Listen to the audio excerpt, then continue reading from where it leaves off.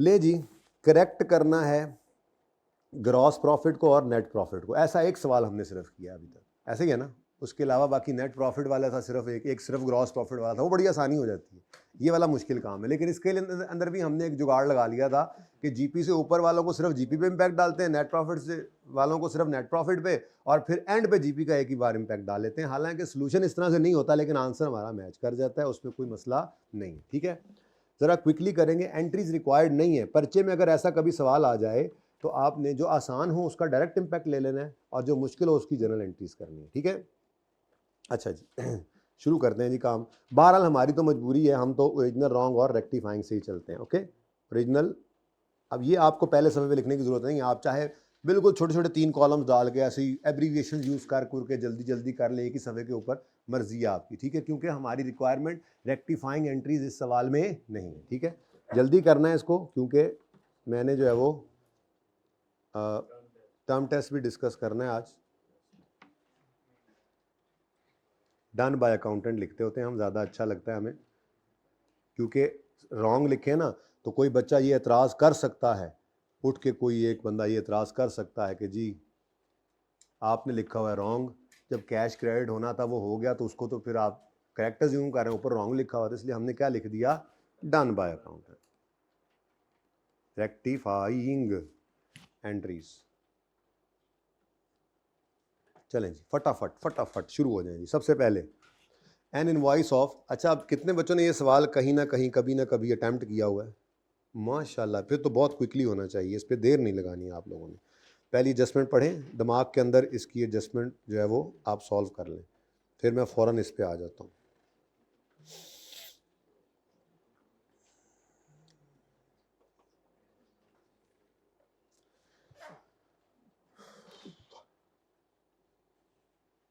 जी बच्चों, draft income statement of Timothy for the year shows a gross profit of 850 and net profit of 460। ठीक है जी, ये हमारी main requirement है। And पे इसको उठा लूँगा। ठीक है, पहले हम मेरे ख्याल में इसको छोड़ ही देते हैं, फटाफट सारी करेक्शंस कर लेते हैं। ठीक है, करेक्टिंग एंट्रीज कर लेते हैं, उसके बाद फिर एक ही बार उसमें भी पता है आपको, जब ये एंट्रीज हो जाती हैं रेक्टिफाइंग, तो प्रॉफिट पे इम्पैक्ट लेना फिर 2 मिनट का काम भी नहीं है।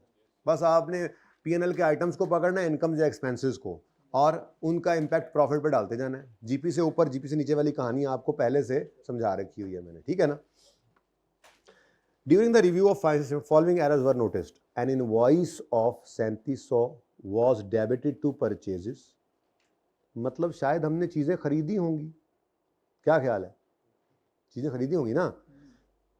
But the goods were received, ओ इनवॉइस को परचेजेस में डेबिट कर दिया, लेकिन गुड्स वर रिसीव्ड आफ्टर। इससे उलट एक जगह पे हमने एडजस्टमेंट की थी। अच्छा, ये बहुत जरूरी होता है, आप लोगों को ये रटा शेटा नहीं लगाना होता आपको। आपने कॉन्सेप्ट आपका जब बन जाता है ना, तो उसका मकसद ही उसका पता कैसे लगता है कि आपको नजर आ रहा होता है जी फलां सवाल के अंदर हमने ट्रीटमेंट ऐसे किया था, यहाँ पर ऐसे कर रहे हैं, दोनों में फर्क क्या है, पता लग रहा होता है। मेरे ख्याल में तो इससे अगला ही सवाल था ये। हाँ, रिसीव हुई 31 दिसंबर को, लेकिन उसको रिकॉर्ड किया 5 जनवरी को। तो हमने यहाँ लिखा था ये हमारे साल की, ये हमारी परचेज है, लेकिन हमारे साल में रिकॉर्डेड नहीं है। इसके बिल्कुल उलट ऊपर वाली एडजस्टमेंट है। इसके बारे में क्या कहेंगे आप? ये goods after year and receive हुई। मैंने कहा था इनवॉइस का आना या कैश का पे होना ये रेलेवेंट नहीं है हमारे लिए। इंपॉर्टेंट क्या है? गुड्स का आना। परचेज रिकॉर्ड करनी है तो जब गुड्स रिसीव हो जाएं, आपके कब्जे में आ जाएं। एक दो सवाल ऊपर छोड़े हैं मैंने, वो नहीं करवाए। उनमें एक आधी एडजस्टमेंट किसी बच्चे ने आके पूछी हुई थी कि क्या इसके अलावा भी कभी हो सकता है गुड्स रिसीव ना हो और फिर भी परचेज हो जाए। तो वो तब होता है जब आपका कोई एजेंट वहां से चीज़ें उठा ले, तब भी आपके पास ही होगी और रास्ते में भी आपकी हैं। लेकिन जब तक ऐसी कोई बात सवाल करे ना कि आपके ट्रांसपोर्टर ने, आपके एजेंट ने वहां से चीज़ें उठाई हैं, risk and rewards basically transfer होना असल कहानी है ना। तो जब रिस्क एंड रिवॉर्ड आपको ट्रांसफर होने हैं तब आपने परचेज बुक करनी। अब सवाल खामोश है, तो नॉर्मल सर्कमस्टांसेस के अंदर हमारे रिस्क एंड रिवॉर्ड्स हमें ट्रांसफर होते हैं विद डिलीवरी। गुड्स डिलीवर होंगी तो रिस्क भी अब हमारा, नुकसान हो जाए तो, और बेच कर रिवॉर्ड्स भी अब हमारे।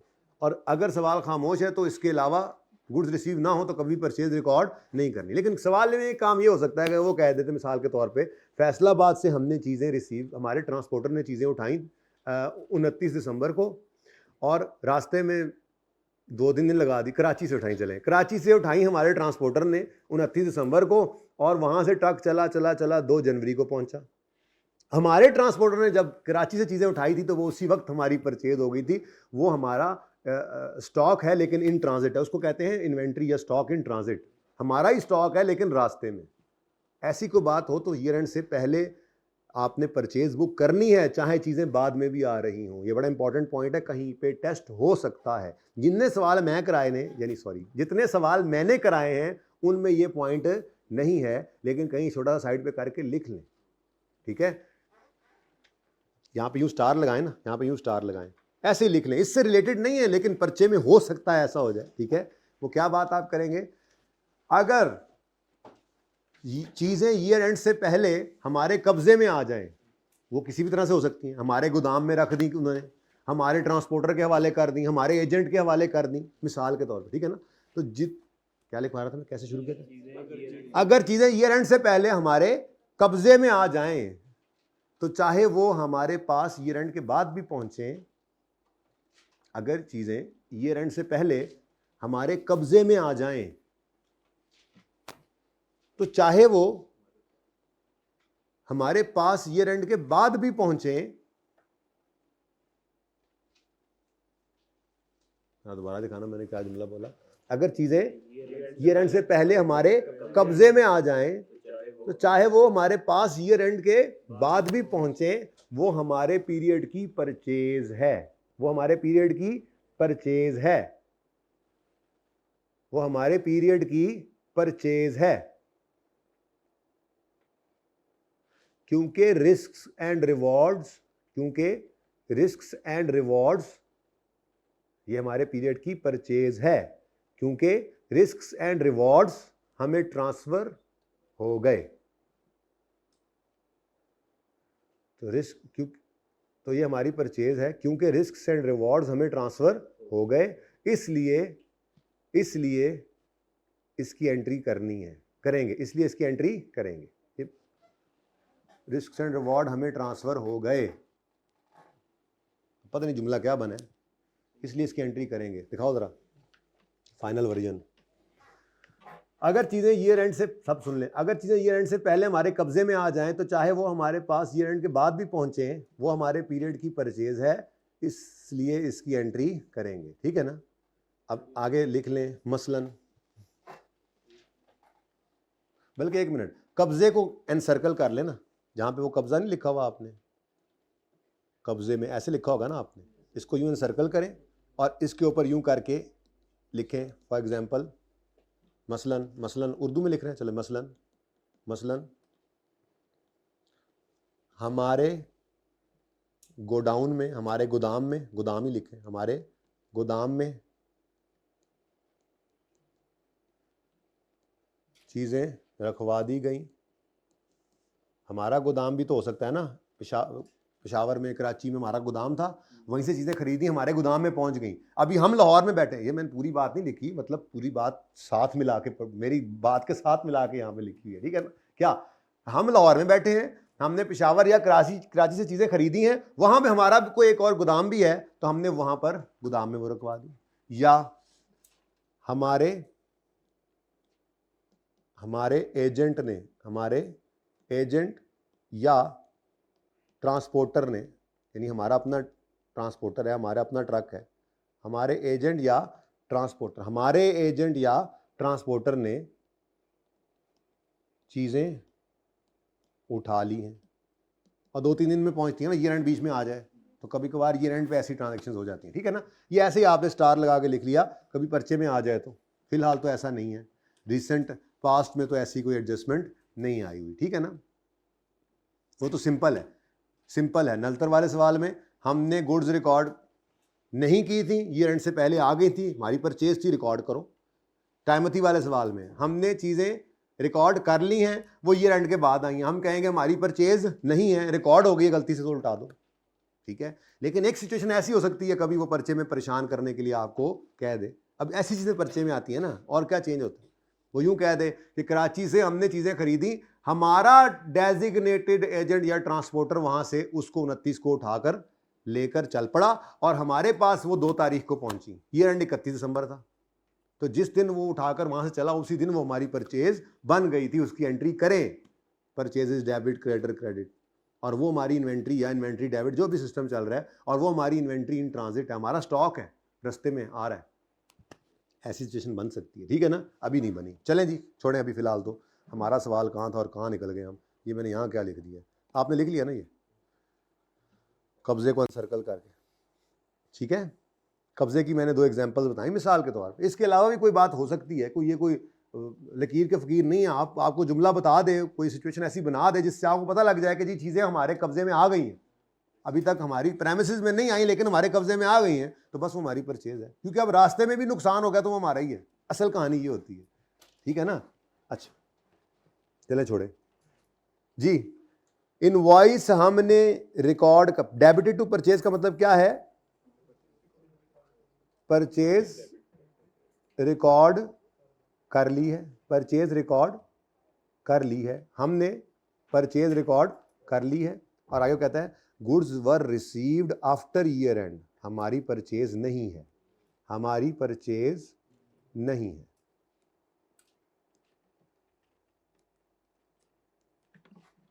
ठीक है। यानी कि हमारी परचेज नहीं है तो कोई एंट्री नहीं करनी थी, लेकिन हम क्या एंट्री कर गए, देखना पड़ेगा, परचेजेज इन्वेंट्री को देखना पड़ेगा। TE uses periodic inventory method, इसीलिए तो मेरा अभी तक काम चल रहा है, पीरियोडिक परपेचुअल के डिस्कशन के बगैर भी काम चल रहा है। अच्छा इतनी इंपॉर्टेंट डिस्कशन है टर्म टेस्ट की, हो सकता है मैं उसको कल पे नहीं, कल तो नहीं, मंडे पे ले जाऊँ, कल तो रेशियोज ही होंगी ना इंशाल्लाह, ठीक है। दिल यही कर रहा है, बाकी देखें। पीरियोडिक इन्वेंट्री मेथड और परपेचुअल इन्वेंट्री मेथड भी आप एक सवाल करवाना है सिर्फ, लेकिन क्योंकि उसकी मैंने जनरल एंट्रीज भी करवानी है, उससे मैंने ट्रायल भी एक्सट्रैक्ट करवाना है लेजर्स बना के, तो इसलिए जो है वो मेरे ख्याल में 45 to 50 मिनट्स उसके लिए चाहिए। तो देखें आप किसी एक दिन वो काम भी कर सकते हैं हम, वो कल भी हो सकता है, लेकिन ज़्यादा चांसेस उसके यही हैं कि कल हम रेशियोज़ के खुला टाइम मिल गया ना, इकट्ठी कर देंगे। अच्छा जी, और वो रेशियोज़ हैं भी ऐसी कि अगर कोई पिछला लेक्चर लेकर नहीं आया या उस अगला लेक्चर नहीं ले रहा होगा तो इतना मसला उसको नहीं होगा, सिवाय इसके कि हम डिस्कशन करेंगे तो उसके ऊपर से गुजर रही होगी, ठीक है। बहरहाल बता दें अपने दोस्त अहबाब को कि काइंडली तशरीफ़ ले आएँ। अच्छा जी, पीरियोडिक है तो कोई बात नहीं, पीरियोडिक में तो परचेजेस की एंट्री की होगी हमने, परचेजेस डेबिट और क्रेडिटर्स क्रेडिट, कितने से जी, 3700, ठीक है जी। जी क्या हुआ, बुक नहीं है, ओ माय गॉड, ये वॉल्यूम 1 है यार, ज़रा बुला दे किसी को, ये तस्वीर तो खींचे ना पहले, मैं कॉपी करवा लेता हूँ, बुक के बगैर तो नहीं ना, चास नहीं ना आनी। ये सवाल की पिक्चर खींच लें, तब तक गुजारा करें।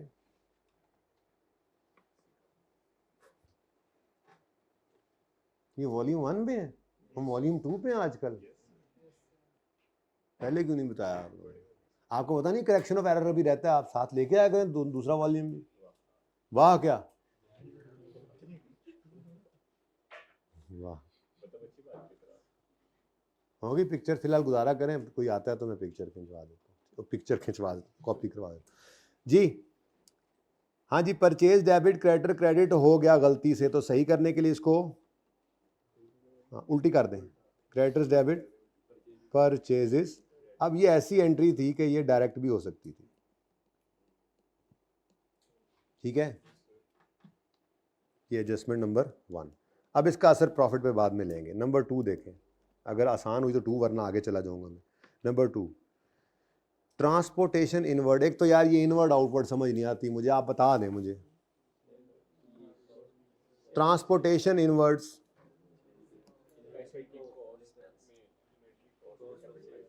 ट्रांसपोर्टेशन इनवर्ड का मतलब, भाई बात सुने, FAR 1 की बुक है, उसके अंदर पेज 397 होगा, उस पर ये क्वेश्चन नंबर 5 है, इसकी तो कॉपी करवा लें, एक कॉपी करेंगे तो 2 सफ़े, एक सफ़े पे 2 आ जाएंगी, जितनी जल्दी से हो जाए ताकि, ठीक है ना, टाइम ना लगे। अच्छा जी, पेज नंबर पता नहीं उन्हें याद रहना मुझे नहीं, मुझे तो भूल जाते इतनी देर में। अच्छा जी, ट्रांसपोर्टेशन इनवर्ड्स का मतलब चीज़ें हम तक लाने की कॉस्ट, बैठ के पढ़ाई जा रहा है खुद, इतने दूर से हमें बुलाया है, मैं भी दूर से ही आया हूँ जी। ट्रांसपोर्टेशन इनवर्ड्स, हमारे तक चीज़ें लाने की कॉस्ट, यानी परचेजेज हमने कहा था कि चीज़ें हम तक लाने की सारी कॉस्ट, एक तो वो जो सप्लायर को जिससे खरीदी उसको पैसे दिए, दूसरा वो जो रिक्शे वाले को दिए यहाँ तक चीज़ें लाने के लिए, वो सब हमारी जो है वो इन्वेंट्री कॉस्ट में, परचेजिंग कॉस्ट में शामिल करना चाहिए। ठीक है, तो इसको मैं यूँ कह देता हूँ कि ये क्या है, carriage in debit cash credit 2000 है। ठीक है, कैरेज इन कहाँ जाया करता है आजकल? हाँ, कैरेज इन अगर परपेचुअल सिस्टम होता तो इन्वेंट्री, पीरियोडिक हो तो, यानी इसकी एंट्री भी क्या करनी है हमने, परचेजेस डेबिट। ठीक है, परचेजेस, बल्कि आप यहाँ पे एंट्री ना लिखें, हो तो वहीं लिखेंगे, आप यहाँ पर यूँ लिखें कि यहाँ पर आप यूँ अंडरलाइन करके लिखें, परचेज का पार्ट बनाना है, परचेज का, इन्वेंट्री की कॉस्ट का पार्ट बनाना है, इन्वेंट्री की कॉस्ट का परचेजेस का पार्ट बनाना है, जो मर्जी लिख लो। चलो मैं ओरिजिनल लिखा हूँ, यानी हमने इसकी एंट्री करनी थी, मैं परचेज ही लिख देता हूँ, क्या ख्याल है, परचेजेस डेबिट, यानी कैरेज इन परचेजेस डेबिट और कैश क्रेडिट, कितने से जी, 2000 से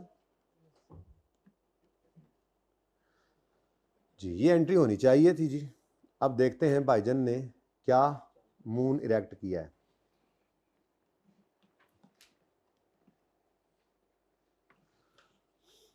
wall included in, oh my God. अच्छा, अब ट्रांसपोर्टेशन आउटवर्ड की क्या एंट्री होती है, उसको सेल्स का पार्ट बनाते हैं? नहीं नहीं नहीं, वो सिंपल सेलिंग एक्सपेंस होता है, यानी उसको परचेजेस की बजाय सेलिंग एक्सपेंस बना गए। सेलिंग एक्सपेंस है तो एक्सपेंस ही था, selling expense debit cash credit 2000 से। ओ यार वहाँ लिखना था, सॉरी जी। तो आप इसको अंडरलाइन कर क्या लिखोगे, सेलिंग एक्सपेंस बना गए, यहाँ क्या लिखा, परचेज की कॉस्ट का पार्ट बनाना है, और यहाँ पे क्या लिख रहे हैं, सेलिंग एक्सपेंस बन गया। सेलिंग एक्सपेंस, ट्रांसपोर्टेशन आउटवर्ड कहाँ जाता है, जीपी के बाद सेलिंग एक्सपेंसेस में। ठीक है जी, तो गलती से उन्होंने क्या कर दिया, सेलिंग एक्सपेंस डेबिट और कैश, और प्रॉफिट के ऊपर तो शायद कोई असर नहीं पड़ता इसका, क्या ख्याल है भाई, एक एक्सपेंस है ना, प्रॉफिट के ऊपर तो कोई असर, नेट प्रॉफिट पे तो नेट में कोई असर नहीं पड़ता, लेकिन सिचुएशन ये हुई है, वही वाली बात कि एक एक्सपेंस जीपी के बाद नहीं पहले आना था, उसने जीपी को भी छेड़ना था और नेट प्रॉफिट को भी छेड़ना था। नेट प्रॉफिट से निकाल के नेट में तो इंपैक्ट कोई नहीं पड़ना, नेट में हमें कोई इंपैक्ट नहीं महसूस होगा, लेकिन उसने इसीलिए तो जीपी और नेट प्रॉफिट अलग अलग पूछ लिया और हमें फंसा लिया। जीपी भी गलत है, नेट प्रॉफिट भी गलत है, दोनों इस वजह से, एक खर्चा जो है वो जीपी से ऊपर आना चाहिए था, जीपी से नीचे चला गया। ठीक है ना, तो हमें करेक्शन तो बहरहाल करनी पड़ेगी, रेक्टिफाइंग एंट्रीज तो रिक्वायर्ड नहीं है, पर प्रॉफिट पे इंपैक्ट तो देना है। ठीक है, अब करेक्शन करो जी, परचेजेस को डेबिट करना था, नहीं किया तो करें, यहाँ मैं सिर्फ परचेज ही लिख रहा हूँ। ठीक है, 2000। नेक्स्ट, कैश क्रेडिट होना था, हो गया, कुछ ना करें। सेलिंग एक्सपेंस गलत डेबिट हो गया, सही करने के लिए अब होगा क्या, हमने जब जीपी और नेट प्रॉफिट दोनों लिखने हैं तो उस वक्त क्या करेंगे, हम कहेंगे परचेजेस को बढ़ाओ, परचेज का बढ़ना कॉस्ट ऑफ सेल को बढ़ाएगा, कॉस्ट ऑफ सेल का बढ़ना जीपी को कम कर देगा।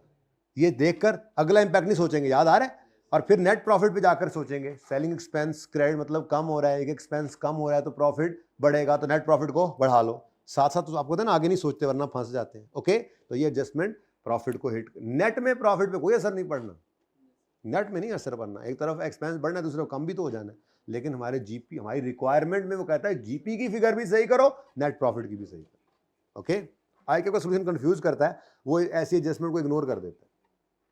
ठीक है, इधर बढ़ना है मतलब एक तरफ दिखा दिया दूसरी तरफ, ठीक है ना, दूसरी तरफ दोनों दिखा दिए या फिर गायब कर दिया, वो कंफ्यूज करता है बंदे को। ठीक है, चलें जी,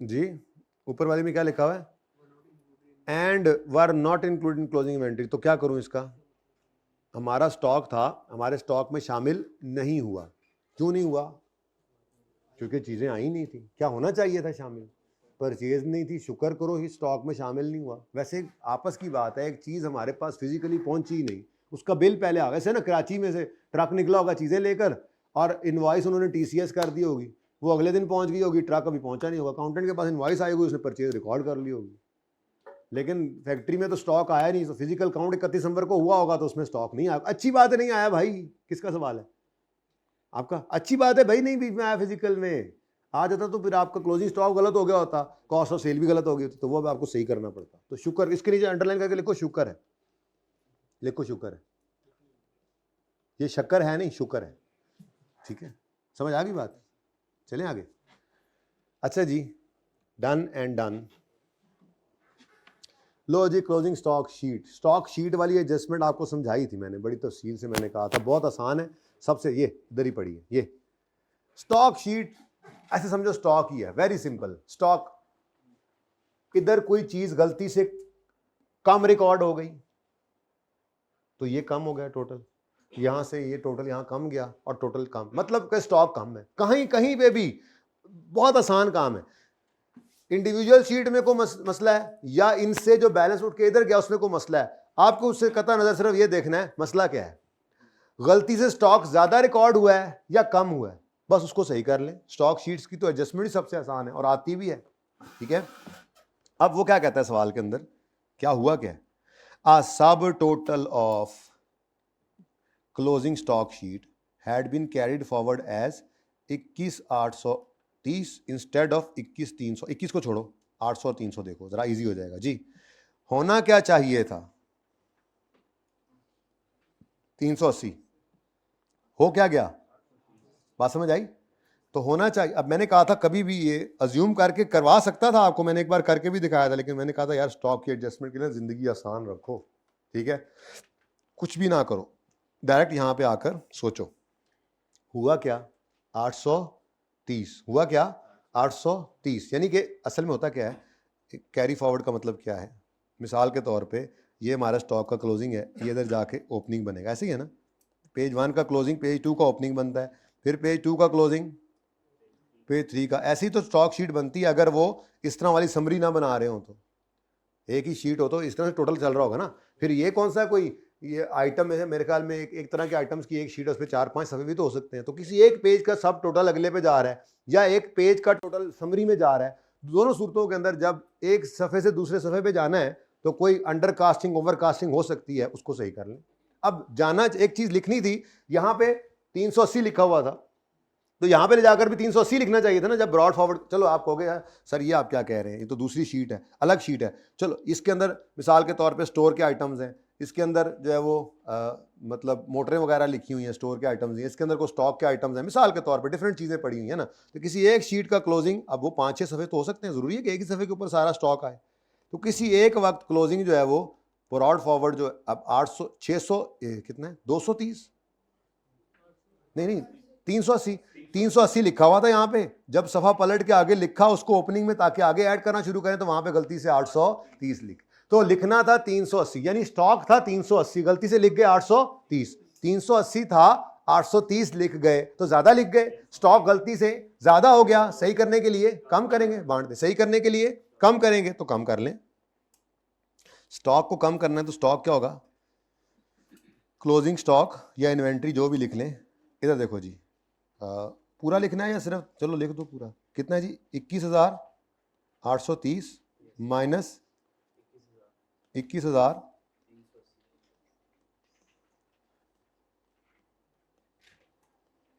कितना 450 से क्लोजिंग स्टॉक को क्रेडिट करो। और इधर देखो, याद होगा आपको, आंखें बंद करके इंपैक्ट कहाँ फेंक दो, कॉस्ट ऑफ सेल्स। डन जी। तो यहाँ पे हमने कुछ भी नहीं किया, कोई ज़रूरत नहीं है, कोई ज़रूरत नहीं, यहाँ पे देखा ही नहीं करते थे कुछ, ठीक है, सही है। ये रख लेते हैं, फिर लैंड ला लिया करांगे, टाइम बच जाएगा, ज़रा देखने में दूर से, ज़रा पिक्चर में बात को, बाद में आपकी पिक्चर में थोड़ा सा आसानी हो जाती है आपके लिए।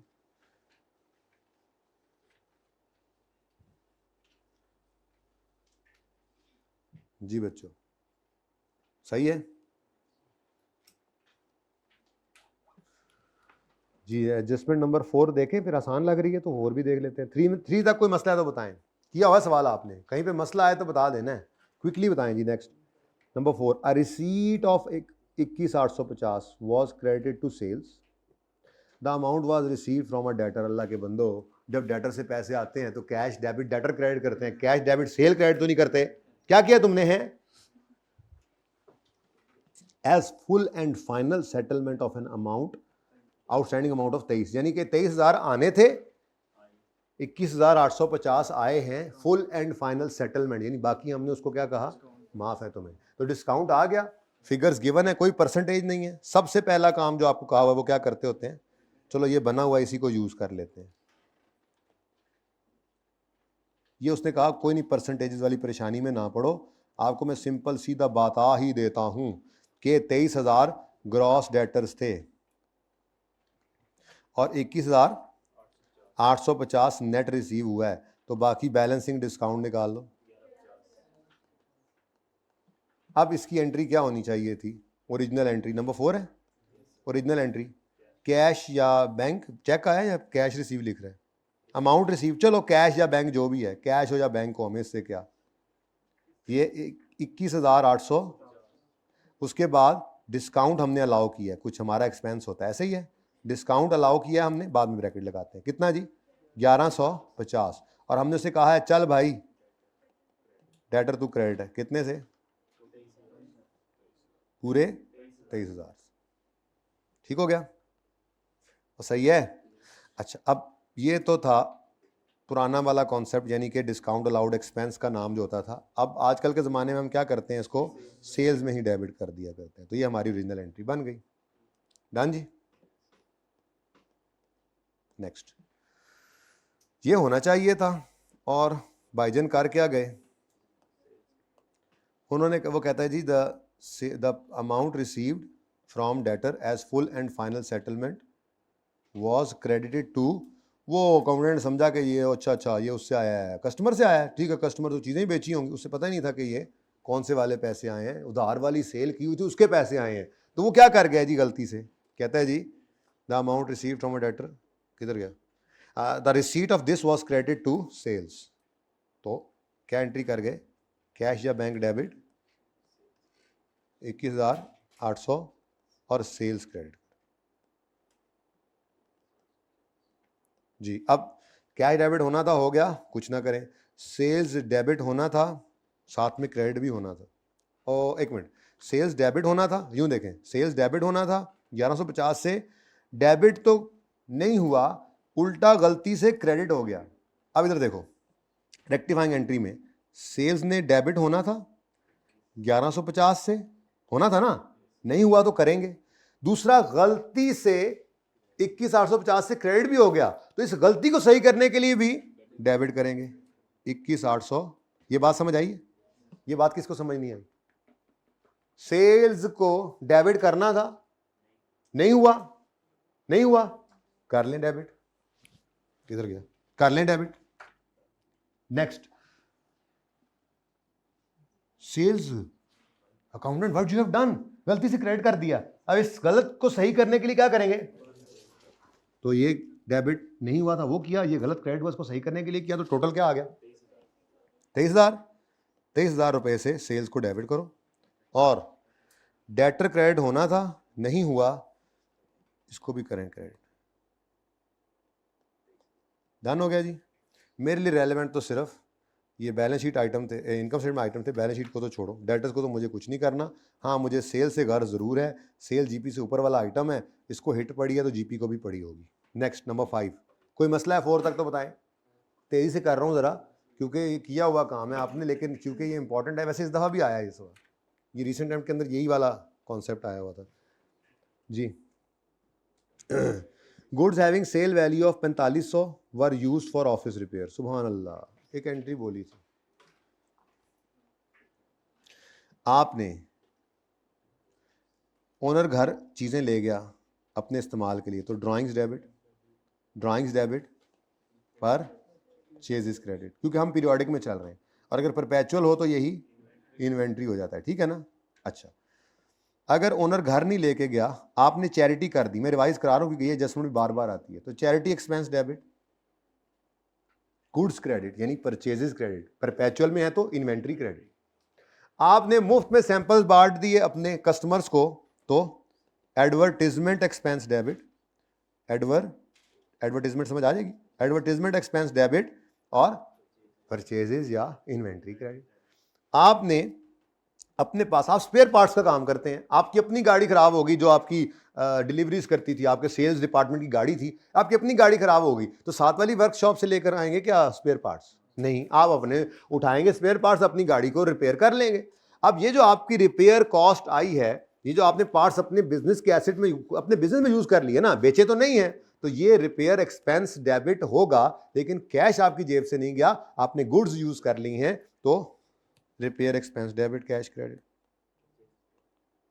आपने अपनी एक इन्वेंट्री आइटम को उठाया, बेचने के लिए एसी रखे हुए थे, एसीओं का कारोबार है, उठा के अपनी दुकान में लगा दिया, आपने इन्वेंट्री से इसको शिफ्ट कर दिया पीपीई में, तो इसकी एंट्री करोगे, फिक्स्ड एसेट डेबिट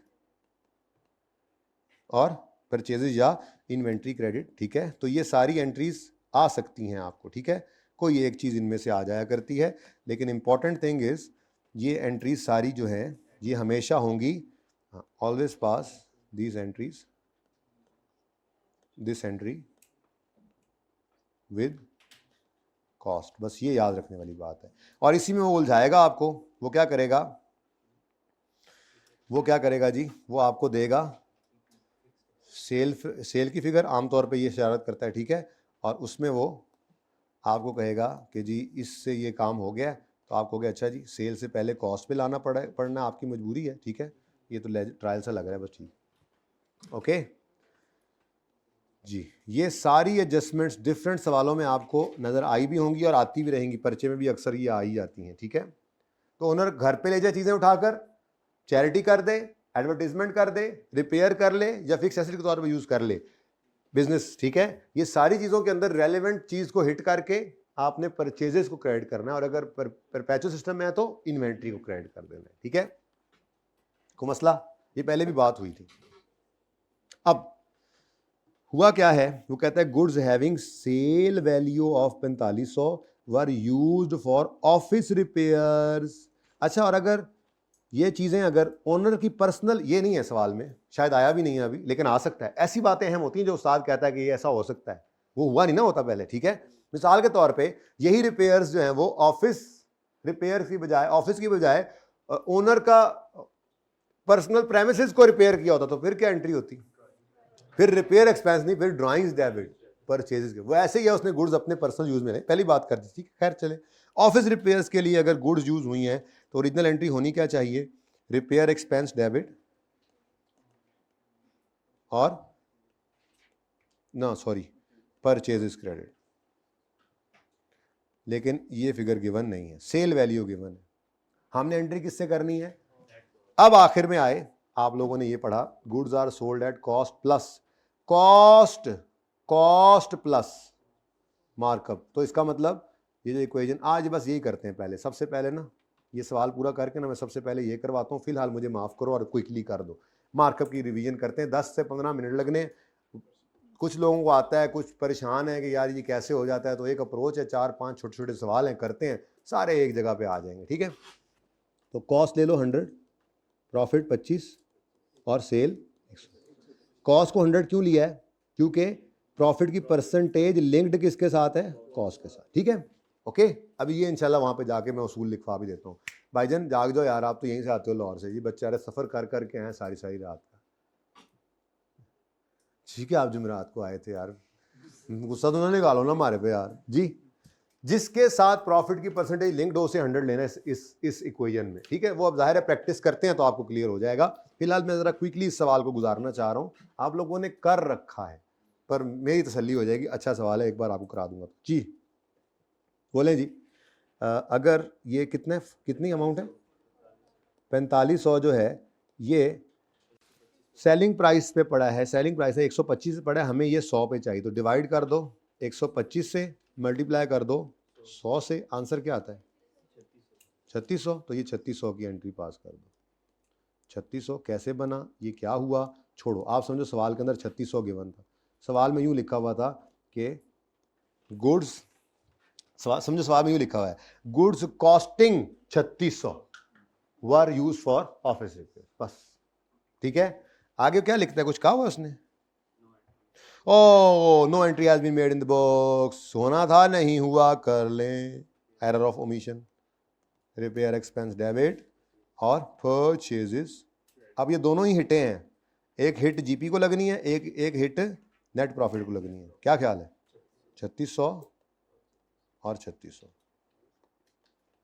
अगर किसी को लगे सवाल तेजी से हो रहा है प्लीज़ मुझे बता दें, जो एडजस्टमेंट समझ ना आए तो। मैं आपका टाइम वेस्ट नहीं करना चाह रहा, वैल्यू एडिशन ना हो फ़ायदा नहीं होता। एक चीज़ आती है आपको तो आती है, सवाल ज़रा इंपॉर्टेंट है इसलिए मैं करवा रहा हूँ। कुछ बच्चे भी कम हैं, थोड़ा टाइम भी पास करना है, आपको पता है। चलो जी, और सिब्बी शिब्बी हटो, तुम कहाँ से आ गए जी। नेक्स्ट जी, वेरी सिंपल। अच्छा, अब आगे कुछ भी नहीं है इसमें, ये आसान लग रहा है मुझे। अब मुश्किलें असल में इतनी हम पे पड़ी हैं ना कि आसान हो गई हैं। ये सवाल आखिरी जो रहता है मेरा करेक्शन ऑफ एरर में, अब आखिरी सवाल तक आते आते क्या मुश्किल बची है आपके लिए। Purchase of office computer on 1 April 17 amounting to 42,000 was credit to ल, कर लो कमाई। मतलब एंट्री होनी चाहिए थी पीपीई डेबिट कैश क्रेडिट, कितने से कितने का है? 42,000। भाईजान ने क्या कर दिया? परचेजेस डेबिट, कोई मसला नहीं यार, इतना सिंपल सवाल। भाई पेपर पास करने से आपको कोई भी नहीं रोक सकेगा इंशाल्लाह, जो आपकी कमिटमेंट है। बस एक बात याद रखना, किसी टेस्ट में आपको ये लगता है कि ये सारा हमें आता है। अच्छा, वैसे टर्म टेस्ट थोड़ा सा ऑनलाइन वालों आप लोग थोड़ा सा इस हफ्ते के एंड तक कोशिश करूंगा मिले, मैंने सोल्यूशन भी उसका नहीं दिया उनको, ठीक है ना।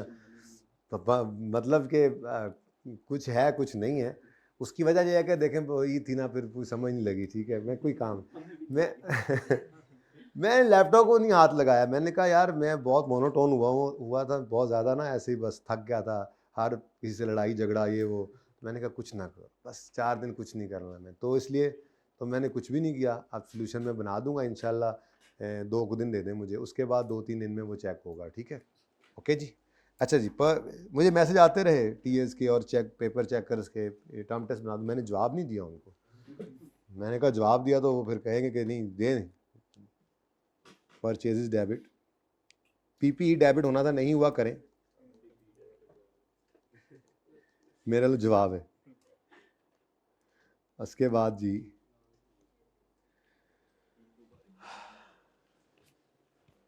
जी कैश क्रेडिट होना था, हो गया, कुछ ना करें। परचेजेस गलत डेबिट हुई हैं, सही करने के लिए क्रेडिट फरमा लें जी।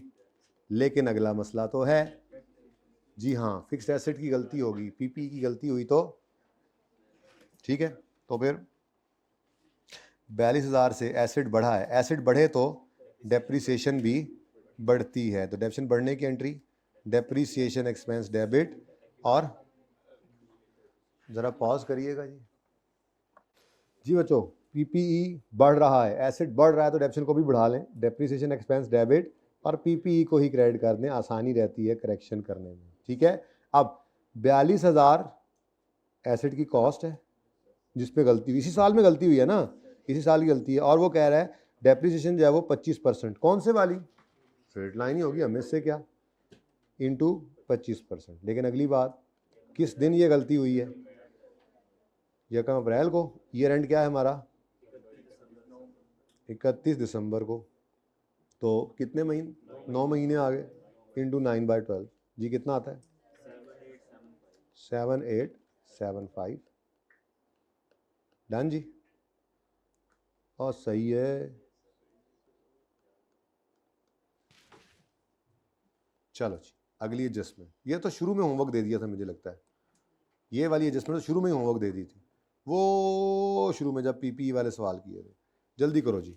और फर्नीचर में भी कोई मसला हो गया, ये मुश्किल है। An item of furniture was sold on credit, इसको बाद में देखेंगे। Was sold for 3,000 and entered in the law, book value of this item was 5,000। तो अच्छी बात है, कॉस्ट हमें चाहिए भी नहीं, ठीक है। उसने डेट वेट नहीं बताई, साल का पहला दिन अज्यूम कर लेंगे जैसे हमेशा करते थे, ठीक है। तो मुझे बताओ जी, नंबर 6 में डिस्पोजल की एक्यूमुलेशन की कोई ज़रूरत है? नहीं, कोई ज़रूरत ही नहीं है ना।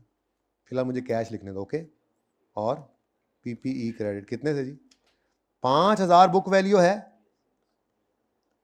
जब मुझे कॉस्ट और एक्यूमुलेटेड अलग अलग गिवन नहीं है तो मैं एसेट अकाउंट में से बुक वैल्यू निकाल दूंगा। अक्यूमुलेटेड डेबिट मेरी एंट्री में नहीं आएगी, कोई मसला? अच्छा, कितने का बिका है ये? 3000 का। 2000 का क्या आ गया? लॉस। पीएनएल में फेंक दो ये लॉस। ये अदर एक्सपेंस में जाता है जीपी के बाद। क्या 7 है? अच्छा, मैं को गलती होगी, ये को गलती होती है यार। अच्छा जी, अच्छा ठीक है। अच्छा, थोड़ी सी थां बनानी पड़ गई है। थां समझते हैं? थां, जा, प्लेस, जे, अपनी अपनी ज़ुबानें इस पहचान लो।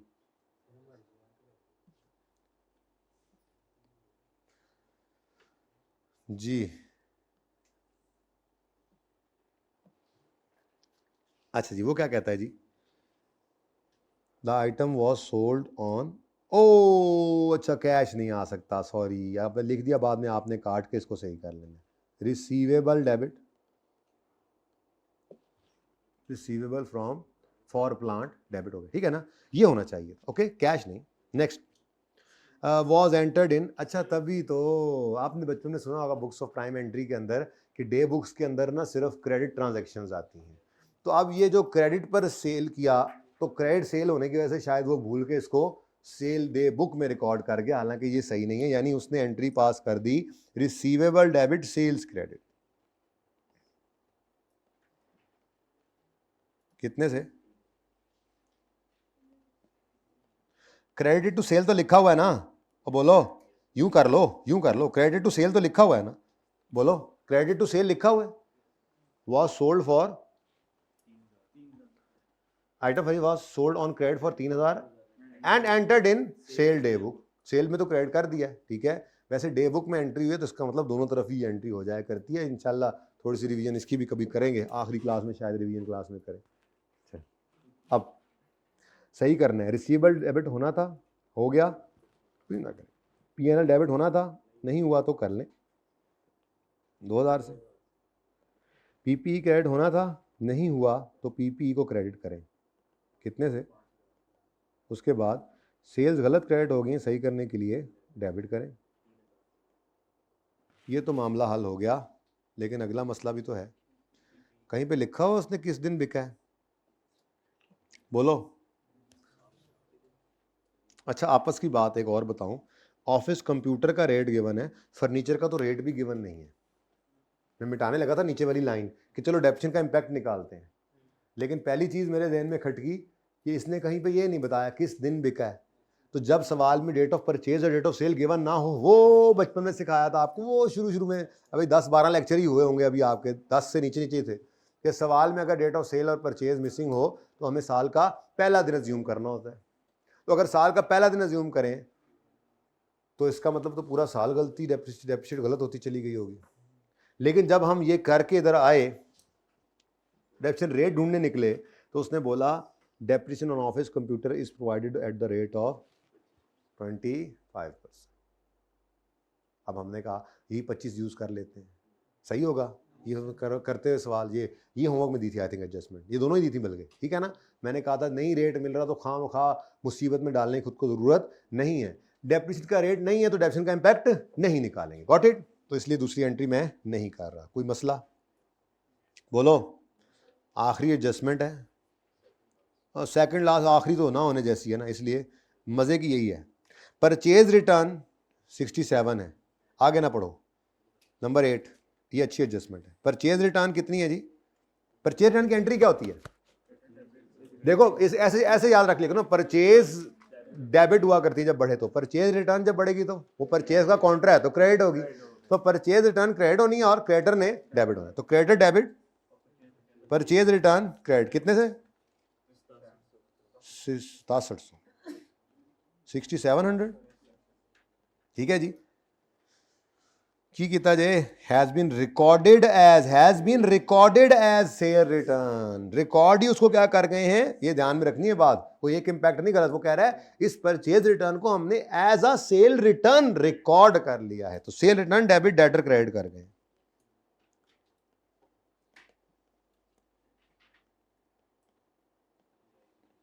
अब क्या करें जी, कोई मसला नहीं, जो होना था वो नहीं हुआ, वो कर लें, credit debit purchase return credit नहीं हुआ वो कर लें, 6700 इकट्ठे भी कर सकते हैं, ठीक है। और जो गलत हो गया इसको उल्टा दें, मैंने कहा ज़रा आसानी हो जाएगी, debtor debit cell return credit.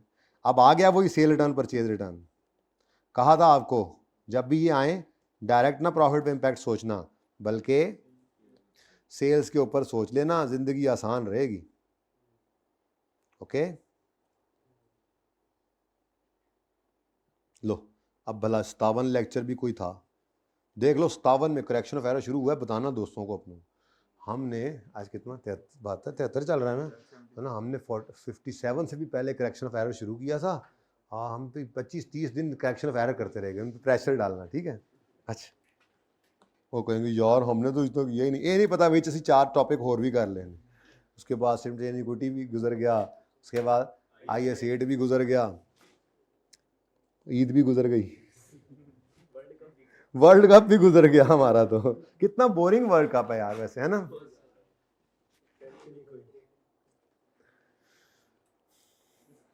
The owner has withdrawn goods costing, और भाई यहाँ कॉस्टिंग ही दे दिया उसने, चेक किया उसने, आपको ये कॉन्सेप्ट है या नहीं है। सेम एंट्री वही है, ड्राइंग्स डेबिट परचेज, जैसे ऊपर रिपेयर डेबिट, वहां पे सेल प्राइस दे, सेलिंग प्राइस सेल वैल्यू दे दी थी, और यहाँ पर कॉस्ट दे दी, ठीक है जी। बोलो, ड्राइंग्स डेबिट परचेजेस क्रेडिट होना चाहिए था। अच्छा, इतनी आसान एडजस्टमेंट्स हैं कि डायरेक्ट भी कर सकते हैं, कितने से। अब ये गुड्स उसने कहा है costing, costing new entry has been made, वो कर लेते हैं, कितनी जी, 4680 जी। ये होना था, ये नहीं हुआ, तो ये कर लें।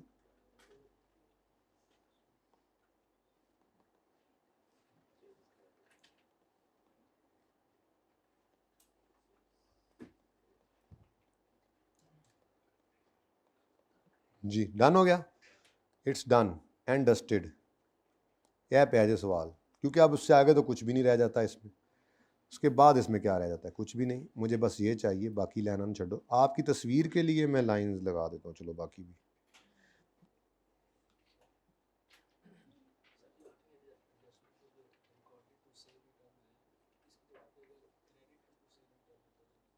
फिर और बात थी, क्रेडिट टू सेल रिटर्न होता तो हम सिर्फ सेल रिटर्न को क्रेडिट करते और दूसरा इम्पैक्ट सही अज्यूम करते। रिकॉर्डेड का मतलब होता है हमने उस एंट्री को रिकॉर्ड किया है, जैसे वो है वैसे, जो वो है वैसे, रिकॉर्डेड लफ्ज बता रहा है। क्यों नहीं आ रहा इधर भाई, तू तो इधर आ जाएगा ना भाई। जी मेरे पागल खानों, समझ आई है, बफरची खानों। अब मुझे बताओ ये तस्वीर नजर आएगी या जूम इन करूं।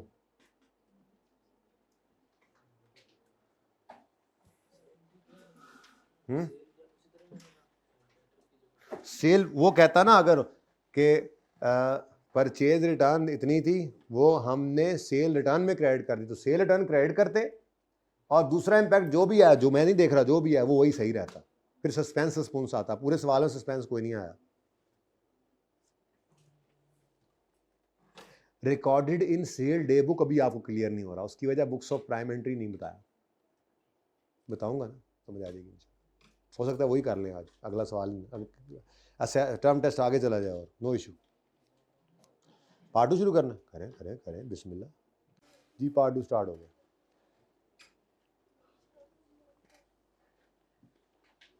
जूम इन करूं, ये पहली 5 एडजस्टमेंट है, अगर कोई इस तरह से लेना चाहे पिक्चर जिसकी ना आई हो कुछ।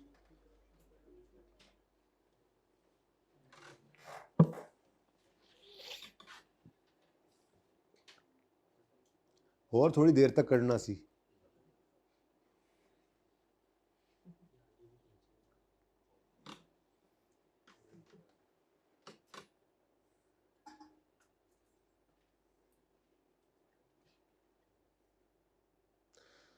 लो जी अब काम खत्म। अब गलत प्रॉफिट्स उठाओ, यही पे लिख लेते हैं, साथ ही लिख लेते हैं यहाँ पे, अनएडजस्टेड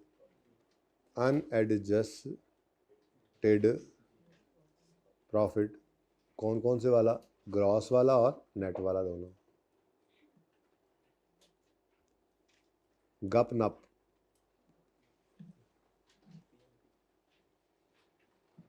जी गलत वाले दसो जी, गलत वाले 850 गप 460 नप 800 400। चलो जी हम शुरू हो जाओ, बिस्मिल्लाह करो। सबसे पहले आपने घबराना नहीं है और परचेजेस को देखें, ये जीपी से ऊपर का आइटम है तो परचेजेस क्रेडिट मतलब कम, परचेज कम होंगी तो उस वजह से कॉस्ट ऑफ सेल्स कम होगी। Cost of sale is an expense, expense के कम होने से प्रॉफिट बढ़ेगा। वो कौन सा प्रॉफिट होगा? भाई इतने ही पूरा ही लिखो, फिर सारा सवाल मुकम्मल किया जे। इतने तुम 1000 च लिखा छड़िया मैंने 4,60,000। हाँ जी ओके अच्छा जी। तो एडजस्टमेंट नंबर 1 की वजह से अब परचेजेस कम तो कॉस्ट ऑफ सेल कम, cost of sale is an expense, expense कम हो तो प्रॉफिट जाएगा बढ़, कितने से? अब ये पॉजिटिव। अब मुझे पता है कि आपको भी पता है कि इस जीपी का बढ़ना अल्टीमेटली नेट प्रॉफिट को भी बढ़ाता है, लेकिन आपने ये एक ही बार लेना है इम्पैक्ट, जैसे हम एंड पे लिया करते हैं। हमारा अपना जुगाड़ है ना यहाँ पे, ठीक है। चलें आगे। जीपी से ऊपर वाली चीज़ है, जीपी से नीचे वाली कोई है फिगर, इस कोई है चीज़ जो इस एडजस्टमेंट में नजर आ रही हो? भाई दूसरा तो क्रेडिटर है, वो तो बैलेंस शीट का आइटम है। बैलेंस शीट के आइटम ने प्रॉफिट को थोड़ा हिट करना है। चलें आगे। Next purchases debit. अब ये जीपी से ऊपर वाला आइटम है। परचेजेस का डेबिट होना बढ़ना ये कॉस्ट ऑफ सेल को बढ़ाता है, क्योंकि आपको पता है ना कॉस्ट ऑफ सेल के डिब्बे के अंदर परचेजेस की फिगर पॉजिटिव है, तो ये जितना बढ़ेगी सब आसपास वालों को जगा दें, जितना बढ़ेगी उतना उस डिब्बे का टोटल बढ़ेगा। ठीक है, ये तो जाग ही रहा है, जो सो रहे हैं उनको जगा दें जी। ऊपर से ढक्कन खोल के चीज़ें फेंकेंगे तो वो बढ़ेगी। और क्लोजिंग स्टॉक याद है आपको, कहा था टूटी है, टूटी माइनस हो रहा है, वो जितना बढ़ेगी उतना वो कॉस्ट ऑफ सेल का डिब्बा वो कम होता चला जाएगा। हर कोई अपने हमसाये को चेक कर ले, किसी का कोई हमसाया सो रहा है तो उसको जगा दे, हर कोई दोनों तरफ के हमसाये को चेक कर ले जी। जाग रहे जो चेक करने का कहा है यार, तो कैसे चेक कर? चुंडी बैठ के चेक किया है तू? अच्छा जी, मुझे पता है आप लोग काफ़ी सफ़र करके आए, थके हुए हैं, मुझे पता है, कोई बात नहीं, कोई बात नहीं। आप आपकी हिम्मत को सलाम है। इंशाल्लाह जल्दी जल्दी करें, या आज 2-3 ऐसे काम करते हैं कि उनको थोड़ा सा तकलीफ़ तो पहुँचे, जो नहीं आया आज हमें छोड़ गए जो जी। तो परचेजेस बढ़ गई यानी कॉस्ट ऑफ सेल बढ़ गई। नहीं देख रहे बच्चे अपने अपने देख, एक हर बच्चा अपने अपने हमसाये को देख ले। नहीं कोई किसी का हमसाया जाग रहा तो उसको जगा दे प्लीज़। ये मेरा हमसाया है, मैं देख लेता हूँ, जाग रहा है, ओके डन जी। बच्चों परचेजेस बढ़ गई, परचेजेस डेबिट, परचेजेस का बढ़ना कॉस्ट ऑफ सेल को बढ़ाएगा, कॉस्ट ऑफ सेल का बढ़ना प्रॉफिट को, जीपी को कम करेगा। कितने से? 2000 से। डन जी।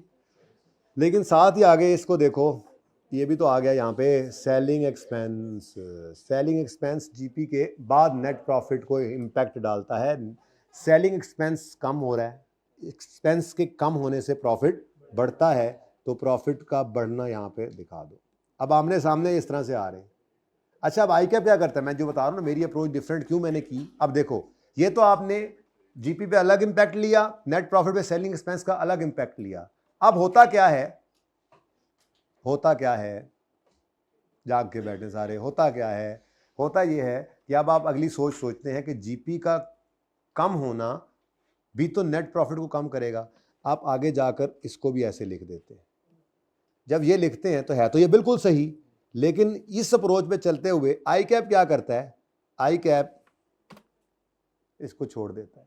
अब आप जब उस सोल्यूशन को देखते हैं जिस तरतीब पे ये सोल्यूशन हुआ तो आप कहते हैं ये क्या है, ये किधर गया, ये क्यों नहीं आ रहा। असल में एक्सपेंस जो है वो कम हुआ, उस वजह से प्रॉफिट बढ़ा, लेकिन ऊपर से जीपी जो बढ़ा था उसने, जीपी कम हुआ था उसने नेट प्रॉफिट को कम कर दिया, तो वो कैंसिल कर देता। तो आई कैप अपने सोल्यूशन के अंदर इसको लिखता ही नहीं है, फिर सिर्फ उसके सोल्यूशन में 2000 नजर आ रहा होता है। ये कंफ्यूज करता है बच्चे को, हर एडजस्टमेंट समझानी पड़ती है। तो इससे जान छुड़ाने के लिए मैंने ये तरतीब रखी हुई है, जो कि हमने रखी हुई थी कि एंड पे जाके एक ही बार इंपैक्ट डालेंगे तो ये इंपैक्ट तो डाल ही जाएगा, क्योंकि इसकी कमी जो है अल्टीमेटली वो यहां पर पहुंचानी है हमने, तो ये निकल जाएगा इंपैक्ट।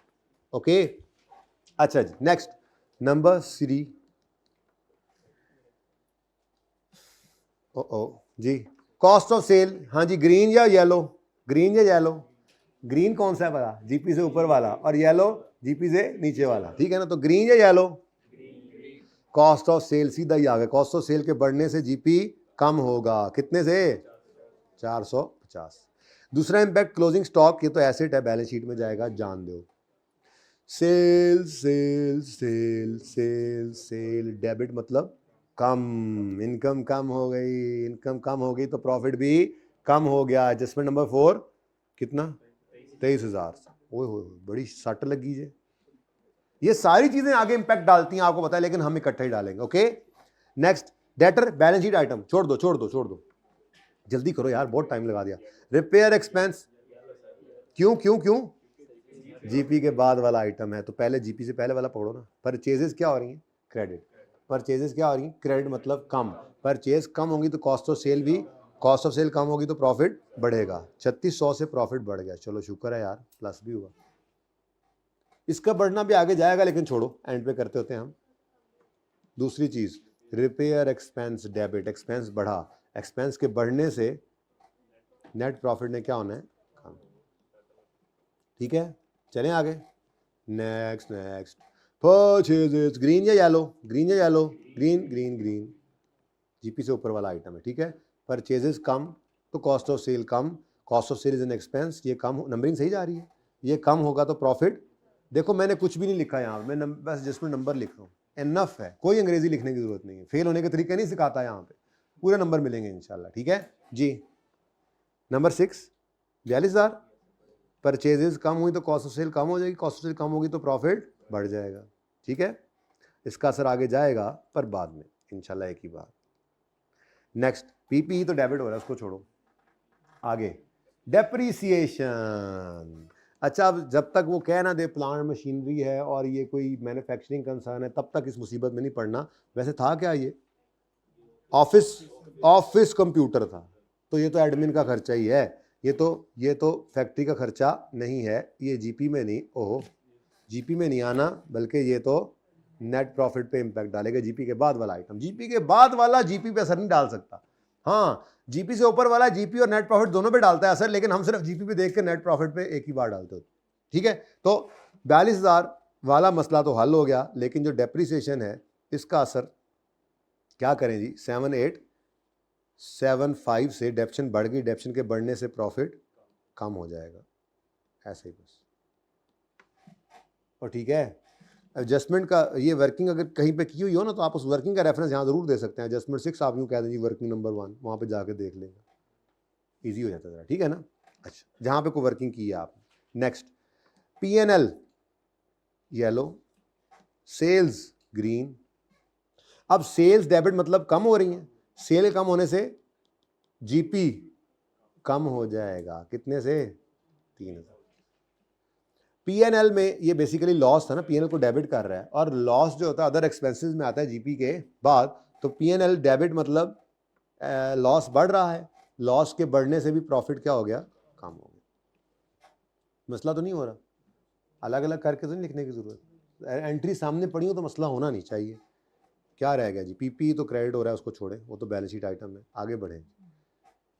परचेज रिटर्न, परचेज का कॉन्ट्रा है, green green, cost of sale से ऊपर, और सेल रिटर्न भी सेल का कॉन्ट्रा है, ये भी ग्रीन है, कॉस्ट ऑफ सेल से ऊपर। इसको एंड पे करते हैं, purchases credit, purchases credit. Number 8 की जगह छोड़ दी मैंने, एंड पे भी कर सकते थे, लेकिन चलो एंड पे कर लें।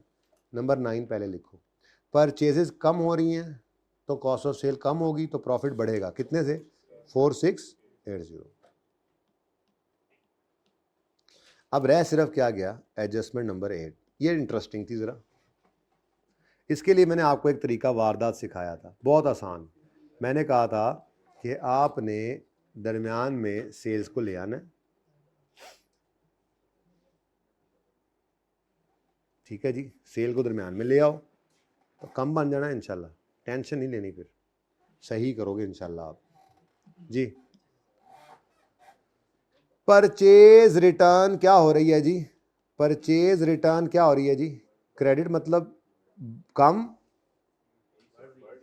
कम, परचेज रिटर्न बढ़ती है तो क्रेडिट होती है, परचेज बढ़े तो डेबिट, परचेज रिटर्न बढ़े तो, इसका मतलब परचेज रिटर्न बढ़ी। परचेज रिटर्न का बढ़ना मतलब परचेजेस की कमी है। मैं प्रॉफिट की बात कभी ना करूं, कॉन्ट्रा परचेज है ना, तो जब इसने बढ़ना है तो परचेजेस ने कम होना है, ऑपोजिट है ना, नहीं समझ आई।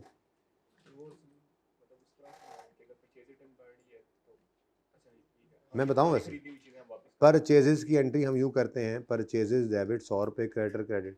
परचेज रिटर्न की एंट्री हम करते हैं creditor debit, purchase return credit, let's say 5 रुपये। जब हम जाएंगे P&L बनाने तो उसमें जो परचेजेज आएंगी उसमें 100 की परचेजेज ने 5 की रिटर्न की वजह से कम होकर 95 रह जाना है। अब sorry, creditor debit purchase return credit कितने से, अब ये जो परचेज रिटर्न का बढ़ना ही है ना, क्रेडिट नेचर की चीज़ है, इसका बढ़ना अल्टीमेटली क्या कर गया, इसका बढ़ना इस परचेज को कम कर गया। तो मैं ये डायरेक्ट बोल रहा हूँ, बस बात समझ आई? ठीक है जी। तो कहाँ था ये, परचेज कम हो गई। और दूसरी चीज़ क्या है, cell return. Cell return credit हो रही है, सेल रिटर्न जब बढ़ती है तो डेबिट होती है, जब क्रेडिट हो रही है तो मतलब सेल रिटर्न कम हो रही है। अब ये सिंपल सी बात है, सेल रिटर्न पे सोच, सेल रिटर्न और परचेज रिटर्न को सोचो, बढ़ रही है या कम हो रही है। अब चूंकि ये सेल और परचेज का काउंटर है तो जाहिर सी बात है ऑपोजिट है। अगर सेल रिटर्न बढ़ रही है तो इसका मतलब ये तो कभी नहीं हो सकता कि सेल बढ़ जाएगी, कॉन्ट्रा सेल जो है। तो सेल, कभी ऐसा हुआ कि अक्यूमुलेटेड एक्शन के बढ़ने से एसेट बढ़ गया हो? हमेशा कम ही होता है ना, क्योंकि वो कॉन्ट्रा एसेट है। कभी ऐसा हुआ कि प्रोविजन के बढ़ने से डेटर बढ़ गए हो? नहीं, क्योंकि वो कॉन्ट्रा डेटर है, उसके बढ़ने से डेटर ने कम ही होना है। तो कभी भी ऐसा नहीं होगा सेल रिटर्न के बढ़ने से सेल बढ़ जाए या परचेज रिटर्न के बढ़ने से परचेज बढ़ जाए। तो सिर्फ परचेज रिटर्न सेल रिटर्न को सोचो यार, दूसरा ऑपोजिट इंपैक्ट है बस। तो सेल रिटर्न क्रेडिट सोचो, सेल रिटर्न जब रिकॉर्ड करते हैं तो सेल रिटर्न की एंट्री होती है डेबिट और डेटर क्रेडिट, यानी सेल रिटर्न बढ़ती है तो डेबिट करते हैं। इस रेक्टिफिकेशन में क्या हो रही है, सेल रिटर्न क्रेडिट मतलब कम।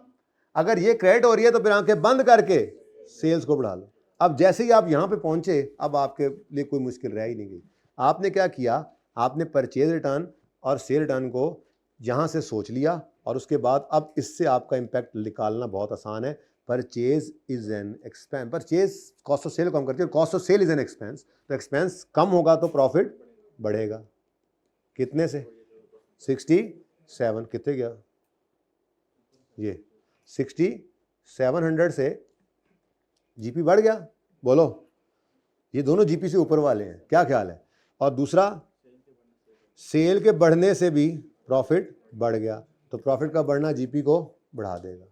ठीक है, ये दोनों ही एडजस्टमेंट 8 के असरात हैं, और अल्टीमेटली एंड तक भी जाएंगे। ठीक है, अब जी मुझे जल्दी से बताओ कि आपका जीपी एडजस्ट होकर नेट टोटल में एडजस्टमेंट सारी करने के बाद आपके जीपी का क्या हाल है? अब ठीक ठाक है वो, सेहत तबीयत ठीक है उसकी, पेट खराब हो गया उसका, थोड़ा खाना था ना उसने जी। एडजस्टेड प्रॉफिट है,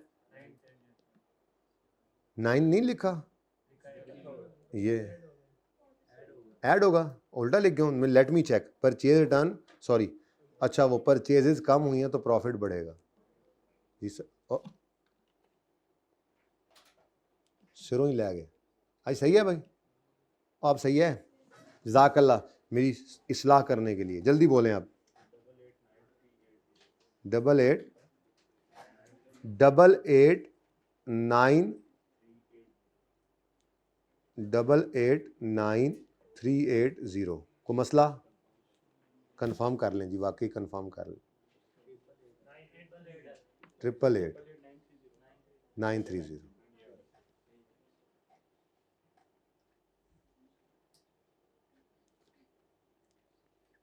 जी। अच्छा, अब नेट प्रॉफिट डायरेक्ट नहीं निकाल लेना, इधर देखो जीपी पे क्या असर पड़ा है। जीपी 850 से, अच्छा जो हमने उस दिन सवाल किया था उसमें शायद ये जीपी कम हुआ था, है ना, गलतियां सही करने के बाद जीपी कम हुआ था, तो उसका इम्पैक्ट हमने आगे नेट प्रॉफिट पे कम करके डाल दिया। आज क्या हो रहा है, सारी गलतियां सही करने के बाद 850 वाला जीपी 888 पे पहुंच गया, बढ़ गया। ठीक है, तो कितना बढ़ा है? अब इधर देखो, इम्पैक्ट ऑफ जीपी, लेकिन इम्पैक्ट ऑफ जीपी पे ही ना डाल देना। ठीक है, तो इम्पैक्ट ऑन ऑफ जीपी जो है वो नेट प्रॉफिट पे डलेगा, और वो इम्पैक्ट क्या डलेगा बताओ जी, कितना डिफरेंस आया है? यहाँ पे मैं लिख देता हूँ जी, 888930 माइनस 850000, आंसर इज 38, बढ़ा दें या कम, 930, बढ़ा दें या कम करें, बढ़ा दें। जीपी बढ़ा है, जीपी बढ़ा है तो आपने नेट प्रॉफिट को भी बढ़ाना है। टोटल इंपैक्ट एक ही बार ले लिया, ठीक है। अब बताओ नेट प्रॉफिट 487 4 डबल